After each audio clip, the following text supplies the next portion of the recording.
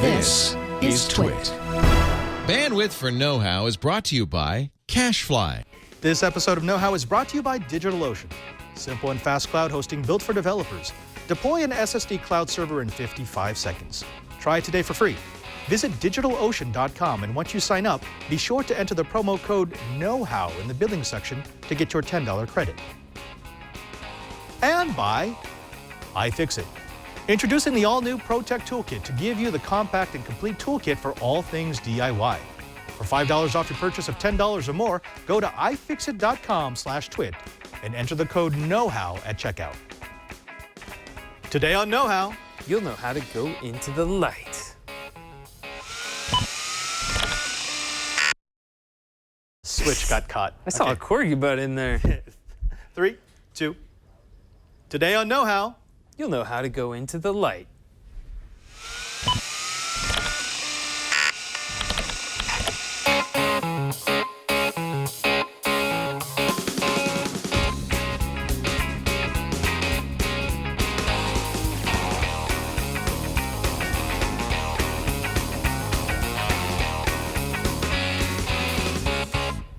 Welcome to Know-How. It's the Twitch show where we build, bend, break, and upgrade. I'm Father Robert Ballecer. I'm Bryan Burnett. And for the next 30 to 45 minutes, we're going to show you some of the things that we've been geeking out with so you can take them home and geek out on your own. That's right. And this is following the podcasting theme that we've kind of been going with. This is part of the podcasting series, which we actually started before we went to NAB, the National Association of Broadcasters show. Which is a Vegas. candy land for broadcasters and podcasters alike. But, you know, one of the fun things about NAB is you get to see all the toys. And you get to see all the gear and the technology and the software. But when it comes down to being a podcaster, you normally can't afford the $60,000 camera or the $40,000 on lighting. So we've been trying to take that knowledge and bring it down to something that a beginning podcaster might actually be able to use. Right, and so that's why we've got this one light on the desk, right? We've got this one light. This is all you can afford. That's actually, all you need. Probably couldn't afford this. We talked a little bit about cameras last week. You know, what kind of cameras you should consider, what you should be looking for in your budget. Right. But we also need to talk about lighting, because you can actually get away with using a not so great camera if you have really good light. Right. And you know this. We've seen this here at Twit, where we don't have really expensive cameras. I mean, we've got HD cameras, but we had a professional lighting designer come in and actually light up our studio. It's very bright. It was very bright. We've got light coming in from multiple angles, which allows us to get away with using maybe a little less light sensitive, less expensive cameras, but still get really good shots. Cool. Well, let's dig into it then. Let's dig in. So, when we talk about light, a lot of people are going to naturally gravitate towards LED. Right. Because LED, I mean, for the youngins out there, you probably grew up with LEDs, but yeah, for those of us... What's different about that? Stop. Normal. Don't even stop. LEDs are just normal. No. We started with really hot lights, so incandescents and, you know, the vapor lamps, because we were always looking for a way to get that perfect light, you know, balanced for daylight. It looks warm at the same time. It's not oversaturated. It's really an art to get the spike to be in the right place so that your scene looks right. Right. Well, with LEDs, what we got was the ability to more closely control our light, plus it makes a lot less heat. Yeah, that's handy. And I guess LEDs will probably last longer than most of those ordinary bulbs. They'll last longer. They'll generate less heat. They can actually provide nicer color than you can get from, say, a vapor lamp. And at the same time, especially the first generation of LEDs were ridiculously expensive. So this one that we have in front of us here, this is an LED light. Yes. How much was this one? Well, actually, go to that first link there, Alex. This is a light panel. It's one of the first companies that really provided professional quality LEDs. This is an on-camera light, so you know this has got what, 130 or so LEDs in it. It's $350. Oh no, sorry, it's $584. It's almost $600. Now this is a fantastic light. It's great quality, really bright. Right. But still $600. I mean, and this, remember, this was one of the early ones. We got this in the early days of Twit. I think we paid like $1,000 each for these things. Okay. Yeah, and if you go to the other ones, to the large light panels, the ones that are like 1 foot by 1 foot, those are now still about $1,000. And again, You get what you pay for. It is very, look at that. It's nice quality light, but most of us aren't going to pay $600 for our on-camera light. I mean, when we were talking about cameras, that was about the mid-range to kind of expensive that you would spend on a camera too. Exactly, Yeah. exactly. But don't judge it like that. I mean, judge it on, well, does it make all my other gear work better? And yes, good lighting does make everything else you have work better, because bad lighting will look horrific. now, okay, when we did this topic 2 years ago, we talked about a lot of sort of shortcuts that you could take as a podcaster. One of my favorites was you would get some daylight balance. They had to be daylight balanced because otherwise it would look green. Daylight balanced compact fluorescent lamps. You get you remember those like the aluminum reflectors? They just look like bowls with a hole in the bottom. Yes. So you would put the light in that, so all the light's being directed, and then you would take dryer sheets and you would tape it over the front so it would diffuse. Because what you don't want is you don't want super. I mean, here you want harsh light. Go to Bryan. Go to his single. Hi so I mean, you don't want that. You don't want to be like burning in on one side. Over here, yeah. Precisely. So what you want is you want this look, where it's a bit more diffused. Now you can get that with distance, or you could get that by putting some sort of material in the way of the light that will diffuse it. Again, so harsh, so it blows everything out, just does not look good. Pull it back, and you actually get some nice lighting. Where'd you go, Padre? I'm sorry, can't can you see still any. see? Can you Not see? out of my left eye. That's actually, let's do that one more time. So what you want to do is you want to go like right. No, I'm sorry. Can you see it all now? Who's talking? Where did you go? Fantastic. Yeah, you could still do that, but there's actually less expensive, better quality lights that you can get now. All right. Do we have them on hand? We do. Sweet. So if you go to Amazon, you will find dozens, if not hundreds of these. This is just one I found. This is a Best Light. It's 160 LED. $24, $23.50 with already red flags are coming up though. Why is it so cheap compared to the other LEDs that we No. This is exactly the same quality as this. Totally, it's the same. Yeah. No, totally not. So what happens is they, you use less expensive LEDs. There is no heat sink on this, so if you keep this on forever, it will melt eat itself. Yeah. And this is all aluminum construction versus plastic construction. Right. But I mean, the price difference is ridiculous. Yes. This is 1/20th, less than 1/20th of the cost of this light panel. And but is it 1/20th as good as well, the you other tell one? me. Okay, so let's put these both up. So that's this light. Actually, go to the front view. That's that light, and that's that light. You can already see. There's a color difference. Yes, That's huge. That's huge. So this is actually more daylight balanced. This gives me a really like a blue look. So that's off the bat, you can see that. When people talk about the color temperature of the light, that's what they're talking about. This color temperature really blues out versus this one at the bottom, which is more daylight. Can that be adjusted through a filter? Like if you put a different filter in front of that cheaper one? Yeah, so what a lot of people will do is they'll put like a warming filter on this. Yeah. It's kind of orangey or pinkish. And you can get somewhere near this, but it's not nearly as clean. And also, let's see, I think this is one that has, yeah, so this actually, now you can't see, well, actually, hold on. If I turn this all the way off, I turn this way down, you can see those, it's actually got two dead LEDs. Oh. And that is so typical for the cheap ones. You're always going to have a couple of dead LEDs. Oh. But, I mean, it makes up for it by giving you a lot of really cheap light. In fact, I can afford to have 2 or 3 of these in my kit. Right. And then what I get is I actually get, even though it's not as nice as the light panel, I can spread it out around my shot and get more even lighting. It actually looks better, even though it's crazy less expensive. Okay.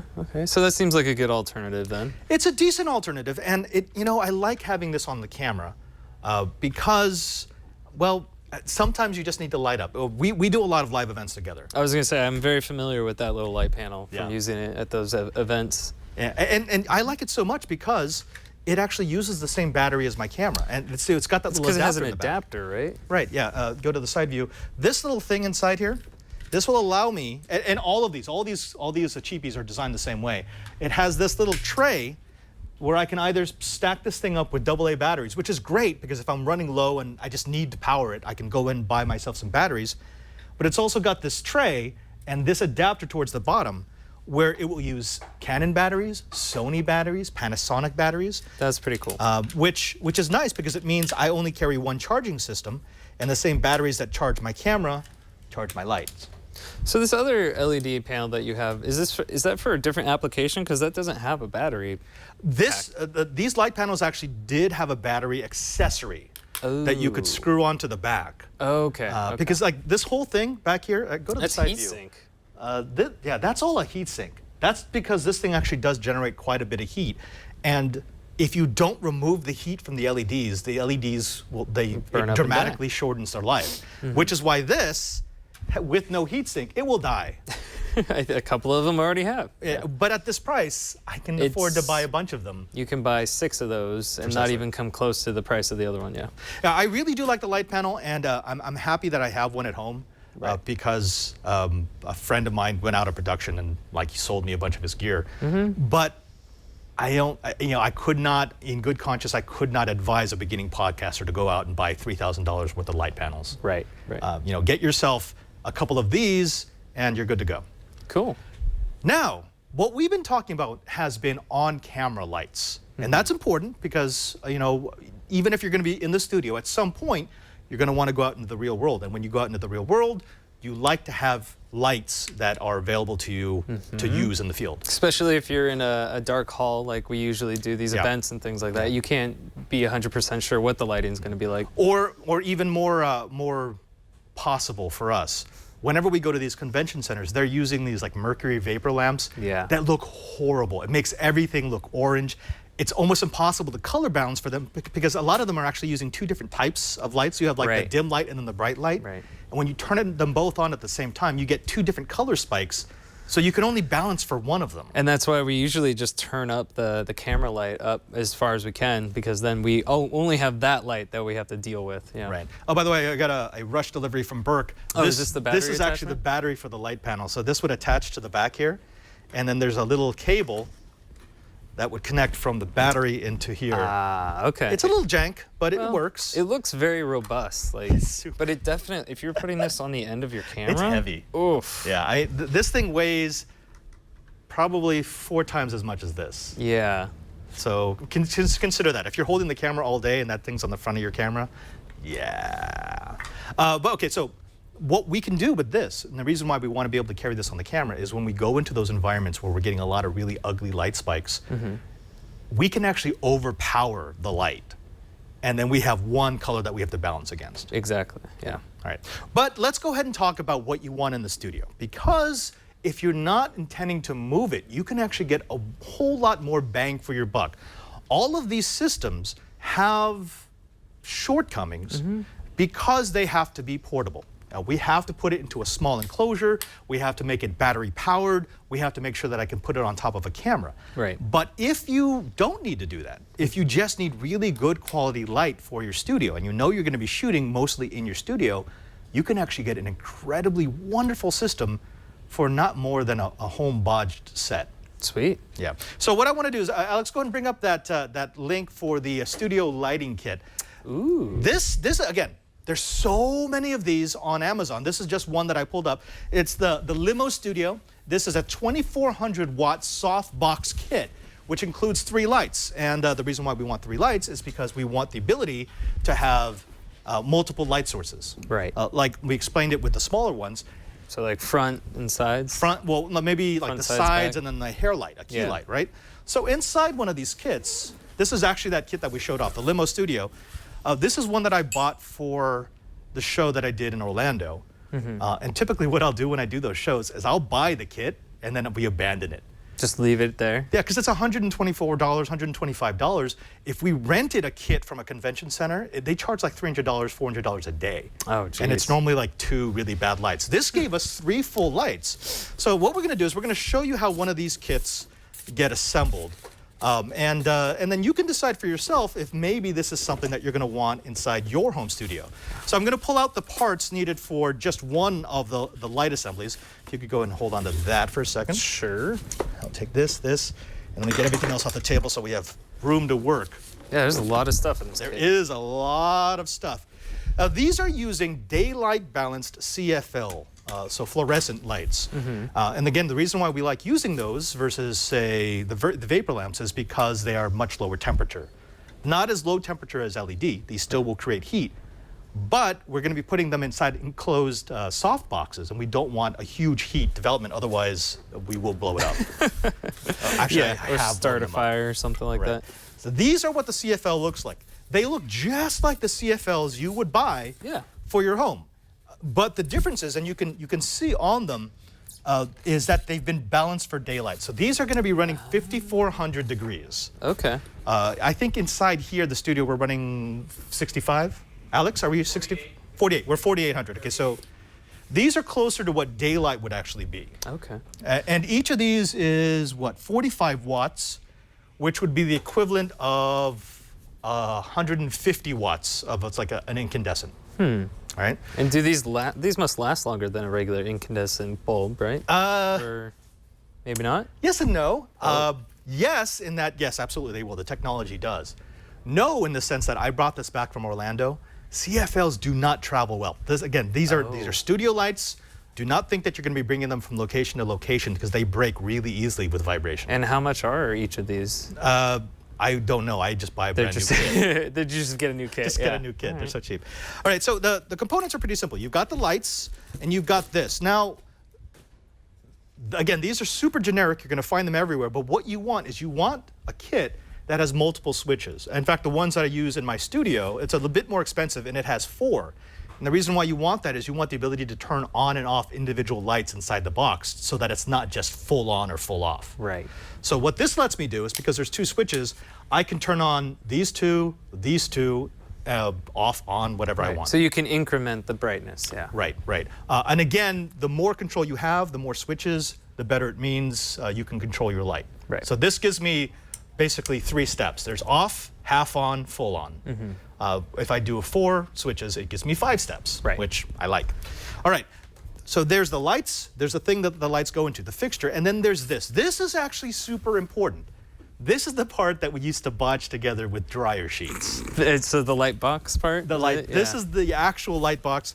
Don't do dryer sheets. Dryer sheets are stupid. And I actually started a fire. And dangerous, yeah. Yeah, because dryer sheets actually have petroleum product on it, and so if you leave them on a light long enough, they smoke and then catch And fire. so these light boxes are probably a little bit more resistant to heat, even though this shouldn't be generating that much. I have never set a light box on fire yet. Yeah, we've had that one in the no hole for a long time, and I've walked away and it has fallen over, and it was okay when I came back like maybe an hour later. My light box Your light box, yeah. has fell over? Many times, many times, because I use it all the time for product shots. Thanks for taking care of my gear, man. Appreciate that. It was an accident. That's good stuff. Right. All right. Now, so this is the equivalent of a dryer sheet. So this is going to go over the front of the box, and what it will do is it will diffuse the light. In fact, you could take something like this. And then put that in front of it. Yeah, here, hold that.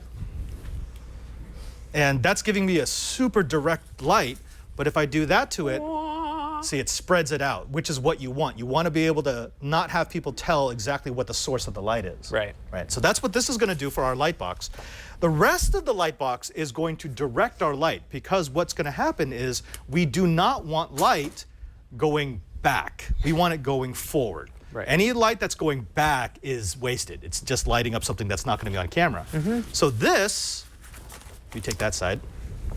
It's got reflective material. Right, so this is going to go around our fixture, and what it will do is it will reflect all that light that would normally be going backward to the side. It will push it forward, and then that screen, that diffuser, is going to go over the top of it and give us that nice, even light that we're looking for. Nice. Okay, so let's go ahead and assemble this. If you could, go ahead and open up this tripod. Okay. This is the heavier, dutier one, and I'm going to go ahead and start working on the fixture. All right. Yeah. Tripod time. Show Bryan with the tripod. He's good at it.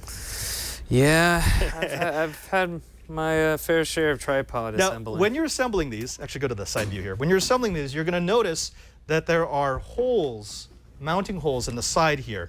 That's for this to go like that, and then that gives me a point on which the thing hangs. Right. Right?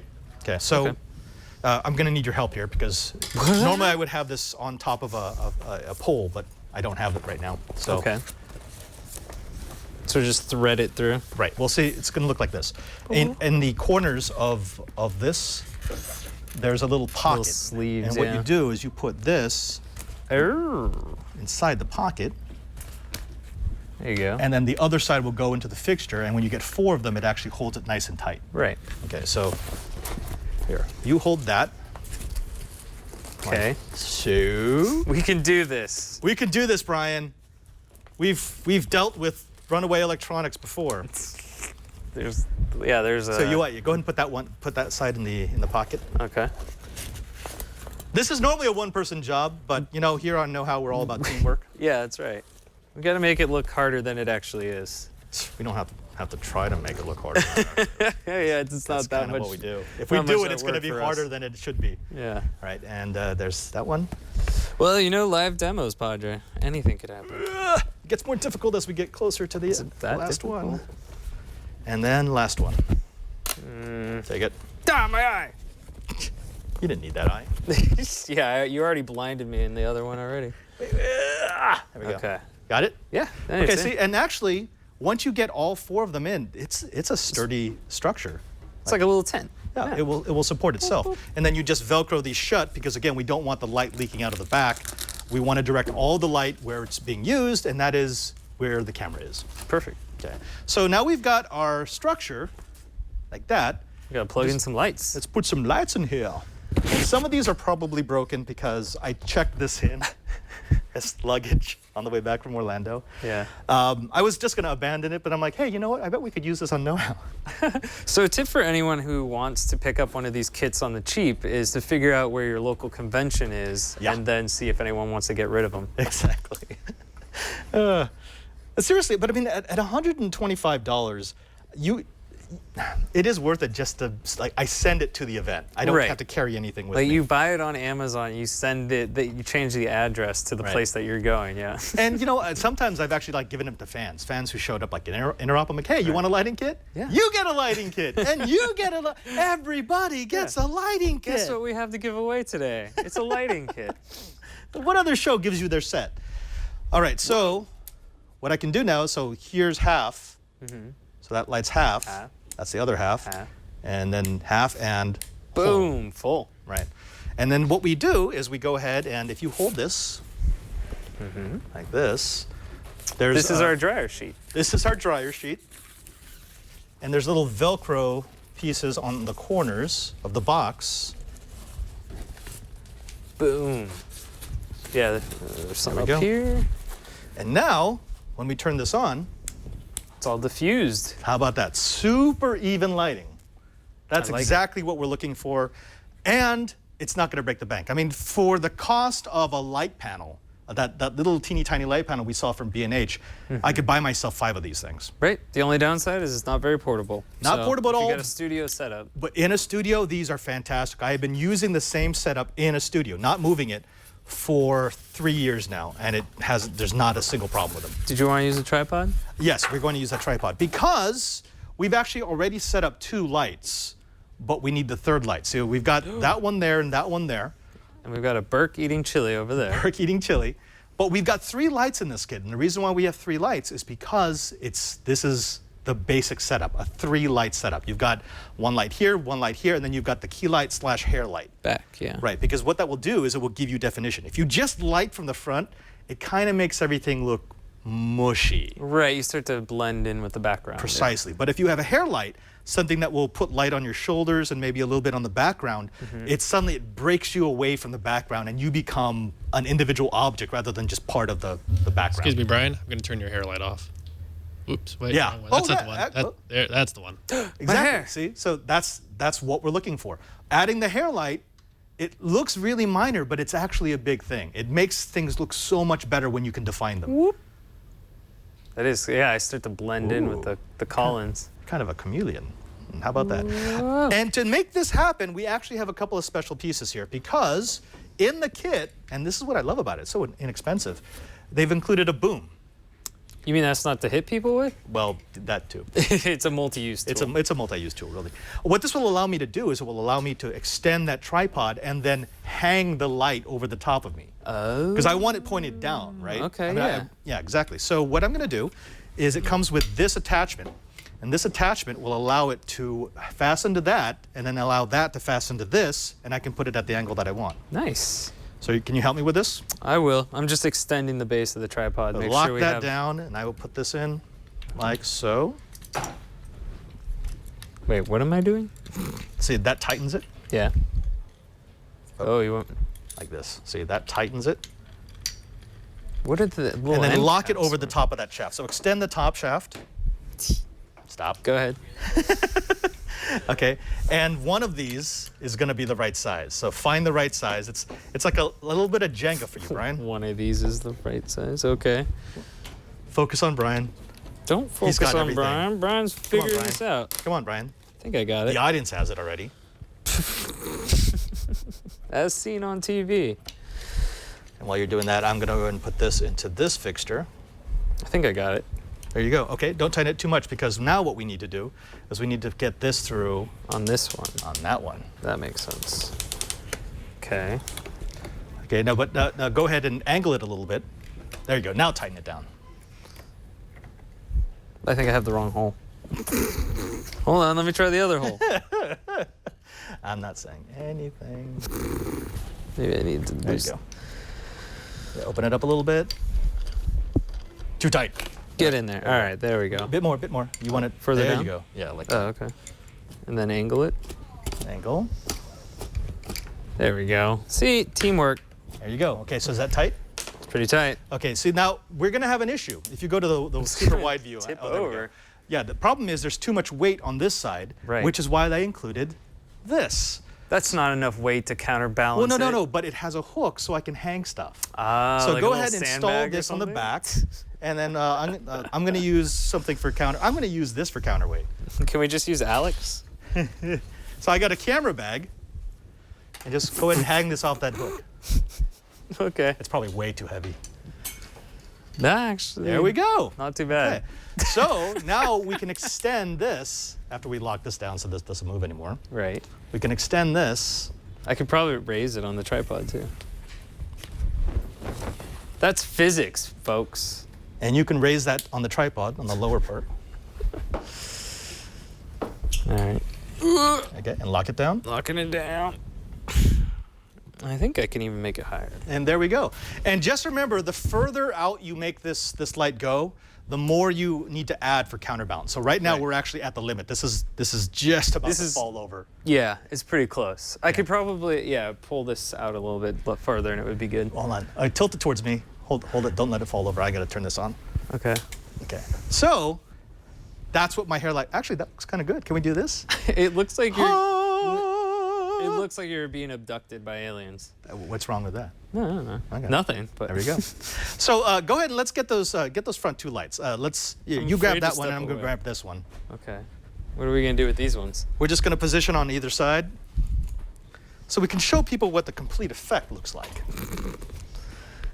Never mind the studio lights, we already have them. I know. That's right. The way more expensive studio lights that we have. So this is what a proper 3-light setup looks like. We've got the 2 lights in front. They're not exactly at the right height here. I want them a little bit higher. You're not in the light, so you're bad subject. But this light is actually good for me. So what it's doing As is long as you look good. as long as I look good, I'm getting nice coverage from either side. So I'm never going to have deep shadows. And then this hair light is going to make sure that my shoulders stay separated from the background. Right. And all of this for less than $125. Yeah, no, this is a sweet setup. Yeah. You can see I have a light guy helping me out right now. I remember I tried to build one of these when I was first starting out, and I was just using Out of your own stuff? standard fluorescent lights, those big reflectors and dryer sheets, and I probably spent about $90 on the various components because I had to get like the stands. Right. And for $30 more, I could get something like this. So really, if you are starting in podcasting, and if you're going to be doing any sort of studio work, get yourself one of these. What are you doing with this kit after this show? Hey, what, you want to take it home? I think I need to use it in the basement. All right, yeah, we'll leave it here. It's going to be part of the No Hole. Sweet.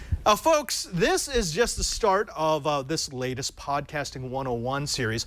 When we come back, we're actually going to take a look at some camera tips, because now that you've got your light figured out, we need to show you how to get the most out of any camera that you choose.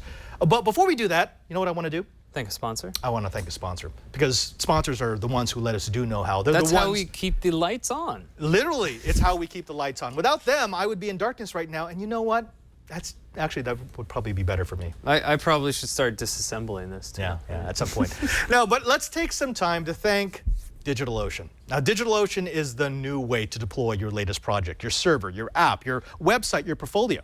What they do is they give you the ability to take that service, that thing that you've created, and encapsulate it in what they call a droplet. It's a container, a way to take whatever project you're working on and deploy it everywhere. That's the magic of DigitalOcean. The ability to take that project and deploy it on a single machine, 2 machines, 3 machines, 1,000 machines across their network with the flip of a switch.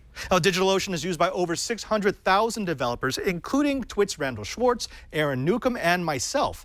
It lets you deploy and configure your droplets via a streamlined control panel or a simple API, and you get to choose your OS. Ubuntu, CentOS, Debian, Fedora, CoreOS, and FreeBSD. You choose what flavor is right for you. They'll also let you select from one of many pre-configured one-click installs like Drupal, Docker, or Node.js to get up and running quickly, or because they give you root access, you can design your infrastructure exactly the way you want. It's highly scalable, which means it can meet the demands of a rapidly growing application or business. You start small with just a couple of CPUs, just a few SSDs, and then as your needs grow and as your product becomes more popular, well, you just move a slider and you're ready to grow. You can also use the advanced features like floating IPs for high availability, private networking, and automated deployments via an API.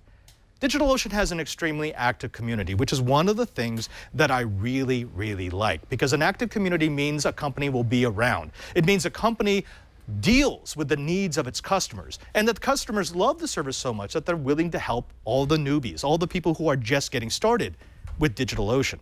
It's so easy to get started, you can deploy an SSD cloud server in as little as 55 seconds. Folks, if you're doing it the old way, you're just working too hard. DigitalOcean has incredibly affordable and straightforward pricing with servers starting at just $5 a month. There's also hourly pricing available, starting at less than a penny per hour. But we're going to make it so that you can get started up and running today. Deploy your own SSD cloud server for free. That's right. Visit DigitalOcean.com and create an account. Once you confirm your email and account information, go to the billing section and enter the promo code KNOWHOW for a free $10 credit.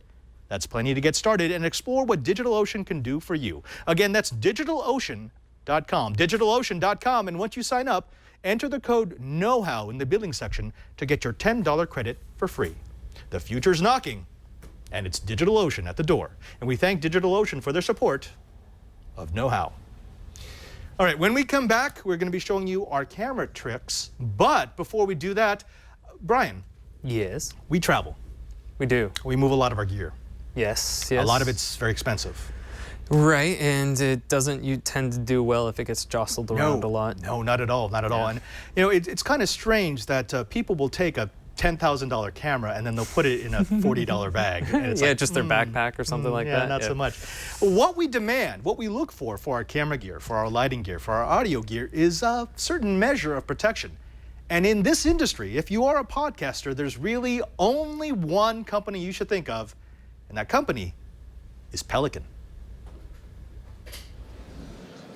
If you live in the world of video, you know that your gear is precious, and you need something to protect it, to make sure that it's padded, to make sure that you can transport it from gig to gig, which is why I, along with most other professionals, choose Pelican. This is the case that I use to travel with my podcasting gear. It's the largest case available that you can bring onto a plane, but I also use the larger sizes to move everything from a TriCaster to my multiple camera setup. Now, if you like Pelican, you're going to love the Pelican Air. I'm here with Kevin Murphy, who's going to explain why Pelican has taken some of the weight out of your favorite case. Kevin, what is Pelican Air? It's the lightest protector case on the planet. It has up to 40% less weight because we've worked for the last couple of years to really drive out all of the weight. A lot of redesign going on in the case, lighter material, HPX2 resin, and also just from our legacy, we know how to build these things and test them with military, fire services, law enforcement. These are the kind of people who really taught us how to build rugged cases. Now we've figured out how to do the same thing with the same lifetime guarantee, but make it much lighter. Let's talk a little bit about that history, because it is a rich history. This is why people trust Pelican, because your cases have been used to protect everything from military hardware to the most sensitive of microelectronics. What makes the Pelican brand so, well, synonymous with strength and protection? Well, it's all about, as you say, our customers that drove us to build the toughest case in the world. So the Pelican Protector case, we're like a Kleenex. We're the descriptor for the category. People look at a Pelican case, that's what they expect. Something that can really hold up. They throw them out of helicopters. They've survived tsunamis. We've seen all kinds of crazy stories. So it's a part of our survival story series. It's really what Pelican's all about. Now, let's go back over some of that technology, because there have been other entries into this industry, and most of them have had to pivot away because, well, Pelican takes the lion's share of the business. What is it about your design specifically that has allowed it to last for so long and has been, the popular choice for professionals? Well, here's the 1535. This is a travel carry-on size case. Here it's got the new premium padded divider set, and we've done quite a few things to try to improve the performance of this. One is adding a new business card holder. So you can just slip this out and put your own business card inside of the holder. It can be placed also in the end position here so that you can have it on a rack, on a shelf, and be able to see what the contents are. Now this case is about 30% lighter than our original 1510 carry-on size. And once you remove that, you can see the inside is all been cored out. You can see examples like in the latch here, where it's got the exoskeleton design, in the handle especially. Here it's got a totally hollow handle and a honeycomb design in the trolley handle. So everything's just become much, much lighter overall. And still in. Yeah, let's go ahead and talk about this, because here are two sizes that are just about the same. They're designed both to be carried onto a plane. And as you can see, although I love the original, the new one, the Air, looks so much lighter. And when I lifted this up, I was shocked, because it really is about 40% less weight for what you say is the same amount of strength. How does that work? Well, it's about removing material only in the flat areas. We also use a new material called HPX2, and that material is lighter. We hired material scientists who were able to really engineer a new material. So it has a little bit more rebound. It'll take impact and bounce off versus shattering. So we've worked a lot on the material choices as well. All right, now here's the brass tacks question, because I know there's a lot of people out there like me who are kind of muttering under our breaths because now we have to replace all of our Pelican cases. When are these going to be available? How much are they going to cost from the series on up? Well, they're actually designed price-wise to fit right inside of our line. So depending on cubic volume, if it's a little bit bigger case than what you have now, you'll find the price just slightly more. Same for going down the size. So it's all very equivalent to what you expect to pay for a Pelican case. I'll also tell you, though, that we're going to have a new trade-in program. So if you do have Pelican cases, you can get a 30% off by trading in your old Pelican case, or heck, bring us our competitors. We'll take any of those as well. So up to 30% for about the next 3 months. Okay, you just made my day. For the folks at home, could you please tell them where they can find out more about the new series of Pelicans, and especially tell them where they can find out about this trade-in program, because I know they're going to want to know. It's pelican.com/air, and we'll have the list of all the participating dealers for that on that site. Kevin, thank you so very much for improving the gear that we all trust our toys to.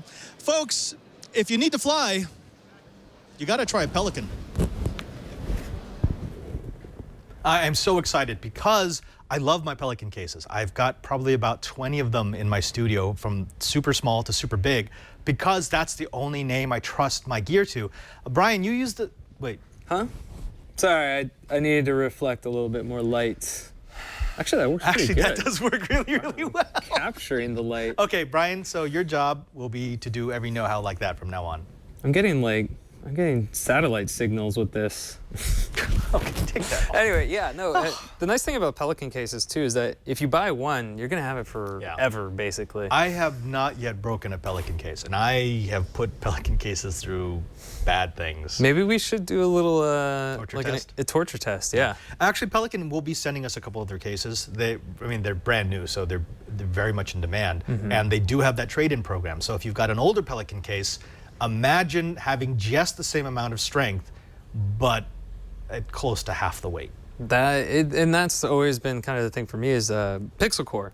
Yeah, next heavy. door, all they had was Pelican cases, but there's, the bathtub Yeah, the big size, ones they weigh 25 pounds. just picking those up was heavy. And then you load them up with camera gear and all that equipment, and then you have to get like a forklift to bring everything out. And I've kind of been resigned to the fact that when I'm carrying one of the big Pelicans, I think those are the 1625 series, it's going to weigh 20 pounds, which means I can put 50 pounds of gear in there before I get overweight. Right. So I'm using like almost a third of my weight allowance for the case. Now it'll be something closer to like a sixth of the weight. That's pretty cool. That's not bad. That's not bad. All right, now we will be showing you our camera tips, but before we do that, let's go ahead and thank the second sponsor of this episode of Know How. Hey, Brian. What's up? You know what we do downstairs in the Know Hole? You know, the whole taking apart. We work a lot. We do. Yeah. But there's one company that helps us to work. Actually, I had to run down to the basement just today to grab a kit to give to Jason and Aaron over at the round table because they needed one to put that arcade machine together. Yeah, actually, Alex, I don't know if you still have the camera, but we do have a crack team that we can show you what they've been working on. And they've been using, there we go. Yeah. This main machine wouldn't be working right now without iFixit. True that. Which is why it's the kit of choice. It's the one that Brian and I always go to whenever we need to disassemble something, fix something, modify something, or build something. Because we break stuff a lot. We do. But it's not just about tools, it's about knowledge. It's about the fact that iFixit brings together all the pieces, all the parts, all the tools, and yes, all the instruction manuals for the fixer, the DIYer, for the maker, and each one of us. iFixit is your complete DIY electronics repair solution. From their 19,000 free step-by-step repair guides to their huge inventory of replacement parts and tools, all with lifetime warranty. iFixit has got your repair needs covered. Now today we're talking about this, their latest and greatest all-new ProTech Toolkit. It's gorgeous, it's completely reimagined, but just as rugged. In fact, I'd say more rugged and more portable than before. It includes the new 64-bit driver kit, which replaces the 54-bit driver kit, so you get more bits. And not only that, you get it in this fantastic magnetic enclosure, which means that it keeps the bits at an angle where it's easy to take them out, but it also holds them there so you don't lose them.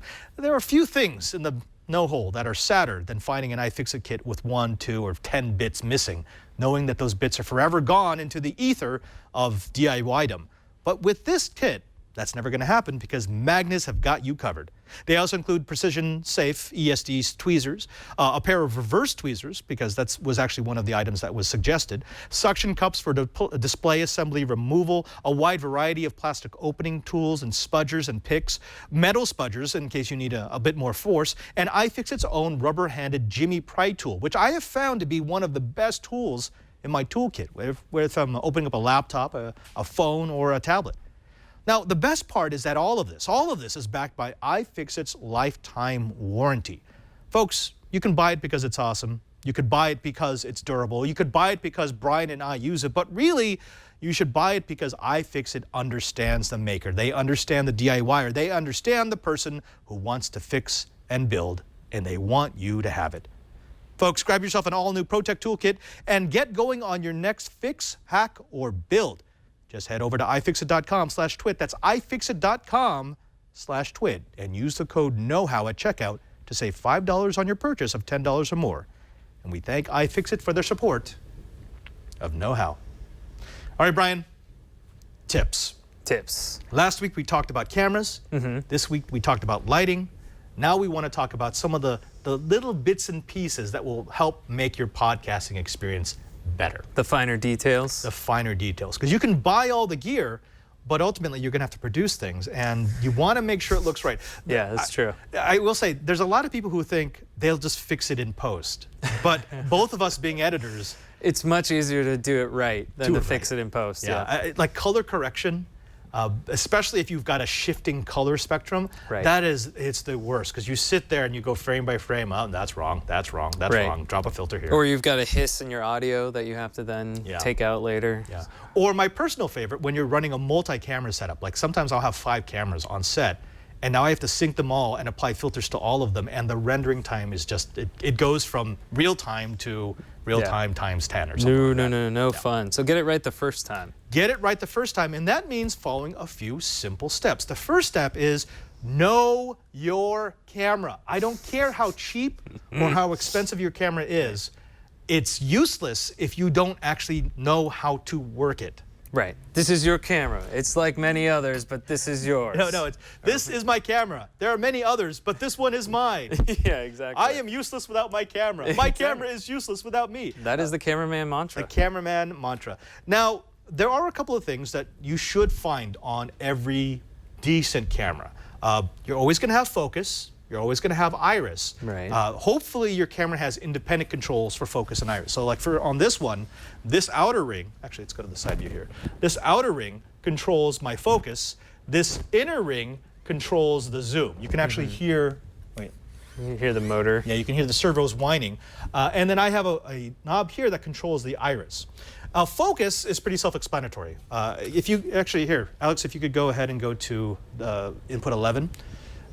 This is the output from my camera. And focus is just going to allow me to, let me put everything on manual. Like I could take you. He's going full manual. Do this. Take your control. Too dark. Darker. There we go.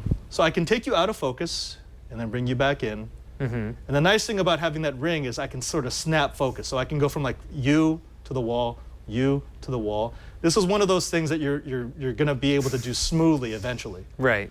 Right. The other control that you're going to want is iris. Now, iris controls the size of the iris. That's why it's called iris control. The opening, yeah. Right. So if I close it down, so if I increase my iris, so this is completely open. Yeah. It's going to get darker and darker. It's going to allow less light in. But what it does is, as I increase the iris, it's going to increase my depth of field. Right. So at this level right here, that looks good.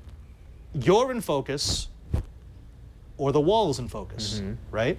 But if I close down the iris a little bit, you can be in focus and the wall can be in focus at the same time because I have an increased depth of field. Right. Okay, so that's the simplest way for me to think of that. So those controls you want. The other thing that you may have, and you should learn how to use, is gain.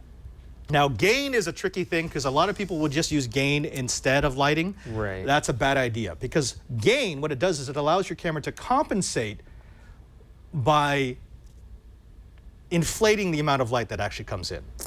This would be like on a camera like a film camera. What I would do is I would use I would trick it into thinking it's a higher level ISO, so the film is more sensitive. Right. Which you can do, but then what it does is it adds grain, it adds artifacts. It has that noise to it. Yeah, see, so this is no gain. This is gain 0. This is gain 6 decibels. So I can get myself a little extra light, but notice how I'm starting to get a little bit of artifacting, especially along the sides and the details of your face. And then this is 12 decibels of gain. Right. And again, it increases. So yes, you can use gain, but use it sparingly. Only use it when you absolutely cannot put more light on the subject. Yeah, if you can get away without it, then you'll get a better quality image. Right. Now here's a big one, and this is going to be important because of the light that you choose. Remember, we showed you how that light panel was a way different color than that cheapo light, right? So the light panel was daylight balance, like 5400 Kelvin. Right. That cheapo light was probably like 6500. And this is probably one of the first things you want to do when you set your white balance before you do anything else. Precisely. So like, go back to this camera. That's Bryan. He's a little off color. So what I'm going to do... I'm much more pale in real life. Right. So I'm going to go ahead and set him. There we go. Go hold up the balance card. So this is the blue side.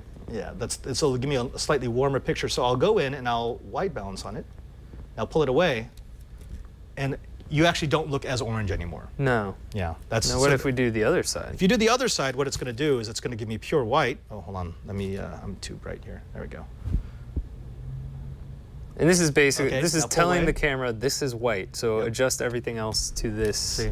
And actually, yeah, you know what? You look better with the white balance rather than the one balance. Okay. But that's not the only balance that you need to be concerned about on your camera. If you have a nicer camera, it won't just do white balance, it will do black balance. What? Yeah, and you need to do that because white balance will tell the camera this is white in this light. Right. But the black balance will tell your camera this is what complete off looks like. Can't you just put a cover over the lens and tell it what black is then? You do, which is what I'm going to do. So I'm going to cap my lens, and then I'm going to access that same mode, but watch, if I hold it down, there we go, ABB, automatic black balance. Huh. Okay, so now what it's done is it's calibrated what its darkest color is going to look like. So if you look at the picture now, you get darker darks. The regions around you look much darker versus gray that they did just a couple of seconds ago. So, but wouldn't black always be like?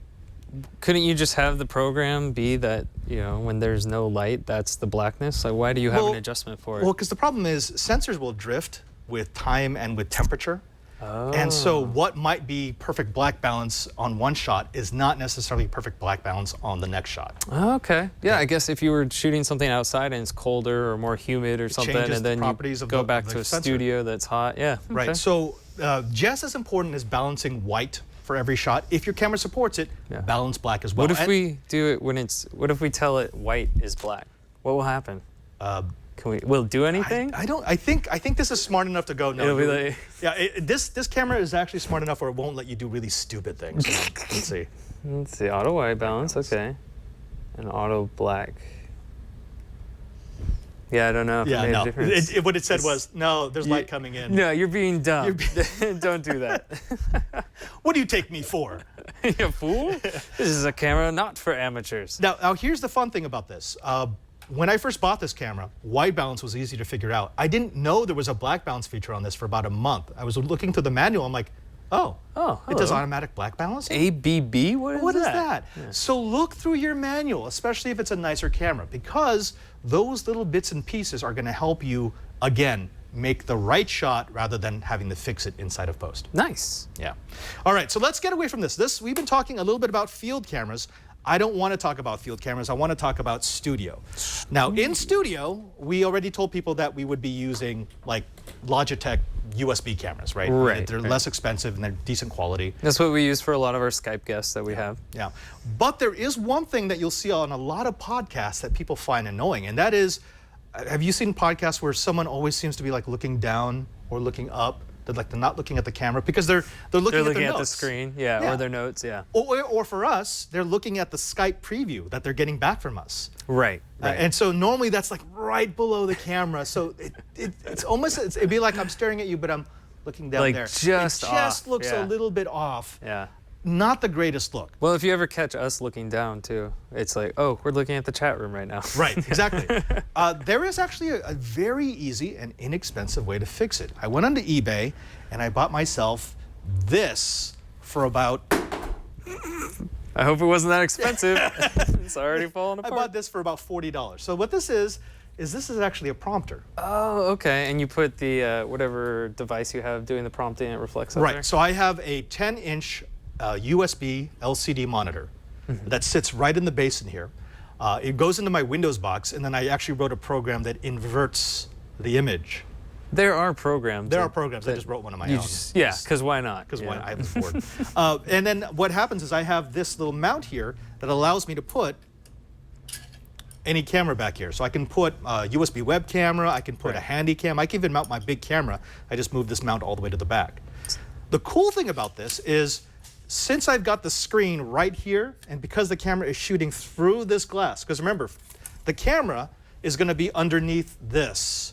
Yeah. It prevents any light from shining back on that glass, so the camera will get perfect view through the glass. There's nothing that, it will be as if the glass isn't there. But what I'll see is I will see my notes, or I will see the Skype screen right here. So to the audience, it looks as if I'm staring straight at the screen. But you're also able to read your notes or read off of the camera, yeah. Right. This is a little complicated, though. I mean, there's a lot of people, who don't. But when this is really good in the studio, it does not travel well. It's a little awkward for travel. Yeah. Some people still don't want to spend the $40 on something like this, and you do need to get a monitor that fits into the lower tray. I feel like we built a really janky one a while ago. Super jank. Like in a shoebox kind of thing. In a shoebox with a piece of plastic from a CD case. You can do that. That's what it was. But for me, it's sort of like the lights. Yeah, I could make my own, and it will cost me $20, and it will look like $20. Right, and it'll cost me 4 hours of my time. Right. Yeah. Or I could buy one for $40 and be done with it, and it will actually be much nicer in the long run. Okay, cool. Yeah. Okay. How much was this one again? About $40 on eBay. And you can, I mean, again, I can't give you a link for this because these come and go. I mean, yeah, you could probably just search teleprompter on there, cheap teleprompter. But they all work the same way. They have a mount They have someplace to put whatever display device you're going to be using, and then they have this pane of glass which will allow your image to reflect on you while the camera shoots through it. Nice. There we go. Very helpful. However, for those people who don't even want to do that, there is an easier way to get the same effect. Okay, and how's that? Camera on a stick. Camera on a stick? It's super, super technical. It means you put a camera on a stick. Really? Yeah. I would never have guessed. I know. So this is super jank. This is actually just a crappy tripod I've got. This is a selfie stick that's been sitting in the basement forever. What this will allow me to do is position it so it's eye level? Right. So I have it just like this. So the monitor would be behind it. So this would be partly blocking my view. Right. But it does put the camera at the proper height to get me looking straight at it. And you can see enough of the screen behind it that it looks like you're looking at the camera, but really you're focusing just beyond it, yeah. And every once in a while, if you watch the segments I shoot from home, sometimes you'll see me like kind of subtly moving a little bit to the side, and that's just to get the camera out of the way. Right, or so you can read the next or word. I'll scroll the screen above the camera. Right. But yeah, I mean, this is a super easy way to do it, and you don't have to use a selfie stick. I've seen people do this with just like wooden dowels, with hangers, anything that you can tape a camera to. Yeah, I've seen Lou. He has kind of a because he has like a quad monitor setup at Microsoft, and so I think he uses like a PR40 almost mount, and then has a camera sitting on top of that. Yeah, yeah. But again, super cheap and easy way to get the same effect as having a prompter. And the nice thing about this is actually portable. Yes. So I won't carry the prompter with me when I'm on the road. Portable and cheap. But this packs up really nicely. It's just a tripod that I collapse. Boom. And then Done. a selfie stick. I'm out. Time to go travel. Do another show. What? Let's go. But those are some quick camera tips, both for in the field and at the studio for helping you put your podcast together. Yeah, no, those are the basic things that we usually have to cover with people that we bring on to shows and stuff. So already knowing some of that stuff is half the battle. Yeah. Folks, that's going to do it for this episode, this podcast special. When we come back, we actually need to start showing you other parts of podcasting. We wanted to take our time with the audio because we said several times on the show that the audio is important. You can get the video wrong, but if you get the audio wrong, people just won't watch, they just won't listen. So we're going to show you some of our choices for audio gear. What are you talking about, Padre? People love it when you... Don't do that. No, that's bad. That's Don't do that. Alex makes angry faces at me. He does the poo emoji on the screen back there. Folks, if you want to find out anything about anything we talked about today, you want to find out links to the gear that we featured, or if you just want to see where we keep all the shows, don't forget to go to our show page, which is where, Brian? We've changed it. It's at twit.tv/KH. Oh. Oh, wait. No, that's the same one we use every week. Every single week. Go to twit.tv/KH and find the show notes, and also you can download or subscribe to the show. Yeah, yeah. Also, that's not the only place that you can find us. Please, please, why not join us on our Google Plus group? Just go to Google Plus and look for Know How. We have over 10,000 members. It is a fantastic place for you to post pictures or videos of your projects, to ask questions of the experts who are there, or if you're an expert, you can share your knowledge with the next generation of makers. Again, just go to Google Plus and look for Know How. It is a moderated group, so I will have to approve you. That's just the way to get rid of all the junk mail. Just how we roll. That's how we roll. We take care of our communities. But we do, exactly, we do.